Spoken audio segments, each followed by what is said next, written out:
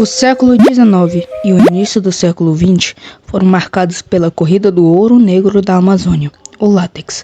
O Alto Madeira, uma das regiões mais ricas em seringais, atraiu milhares de trabalhadores que buscavam prosperidade. Mas quem eram esses homens e mulheres que extraíam a borracha da floresta? Como viviam? Este é um documentário para buscar revelar a realidade da mão de obra nos seringais do Alto Madeira. O ciclo da borracha transformou a Amazônia em um dos principais centros econômicos do Brasil. Com a demanda crescente no mercado internacional, especialmente na Europa e nos Estados Unidos, os seringais se expandiram rapidamente. O Alto Madeira, devido à sua localização estratégica e às suas vastas reservas naturais, tornou-se uma das áreas mais cobiçadas para a extração do látex.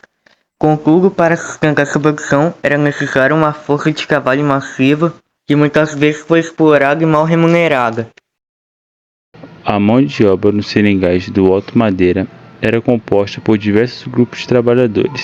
Muitos deles eram migrantes nordestinos que fugiam da seca e da fome em busca de uma vida melhor. Essas pessoas acreditavam que poderiam fazer fortuna com a extração do látex, mas a realidade que eles encontravam eram bem diferentes. Além dos nordestinos, também havia trabalhadores indígenas, que muitas vezes forçados a atuar nos seringais, e mestiços da própria região amazônica.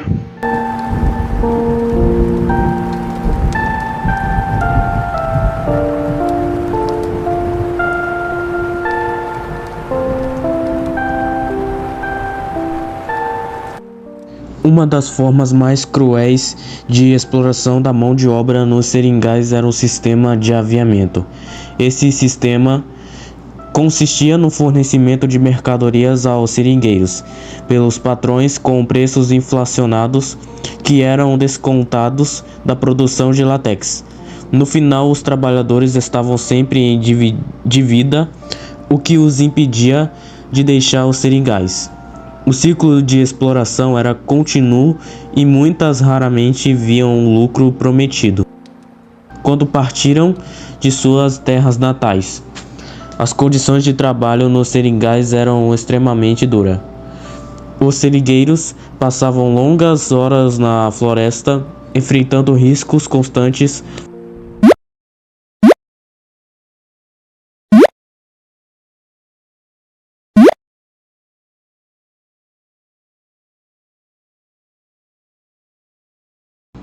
A remuneração era mínima e muitas vezes os trabalhadores se viam presos em um ciclo de dívidas com os donos dos seringais, conhecidos como patrões, que controlavam o comércio e os preços dos produtos. As condições de moradia também eram precárias, cabanas improvisadas, falta de saneamento básico e a alimentação limitada. O ciclo da borracha trouxe enormes riquezas para a elite brasileira, mas deixou cicatrizes profundas para os trabalhadores que sustentaram essa economia. Muitos nordestinos nunca retornaram às suas terras, morrendo nas profundezas da floresta, enquanto outros sobreviventes viveram em condições miseráveis. O legado dos seringueiros, no entanto, permanece vivo nas memórias de suas famílias e nas regiões que construíram ao longo do Alto Madeira. Hoje, é essencial lembrar a história desses homens e mulheres que, com sacrifícios imensos, moldaram uma parte importante da história do Brasil.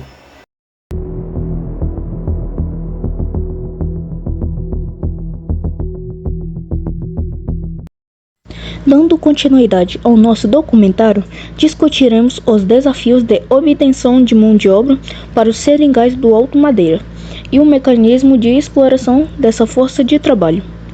Na segunda metade do século XIX, a alta demanda começou por trabalhadores aumentou tanto no norte quanto no sul do Brasil. No sudeste, a agricultura cafeeira enfrentava a falta de escravos devido à pressão internacional e leis que gradualmente aboliram a escravidão no norte. A expansão da produção de látex, estimulada pela demanda externa, intensificou a busca por trabalhadores.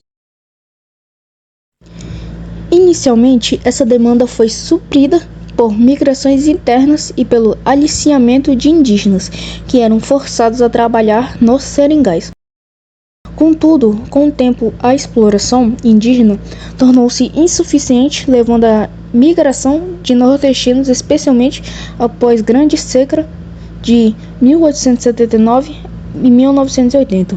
Muitos migraram espontaneamente, enquanto outros receberam assistência do governo.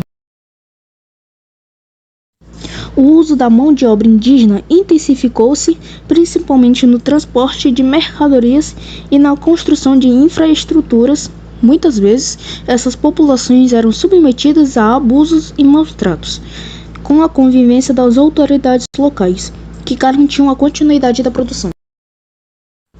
A exploração desses trabalhadores foi sistemizada através do sistema do barracão, onde seringueiros se endividavam comprando bens essenciais diretamente dos patrões, perpetuando uma relação de servidão.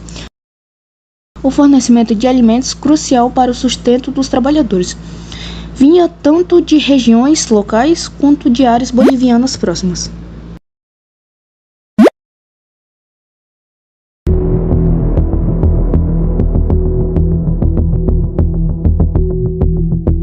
Os mapas apresentados ilustram a economia brasileira no século XIX, destacando as principais atividades econômicas em diferentes regiões do país.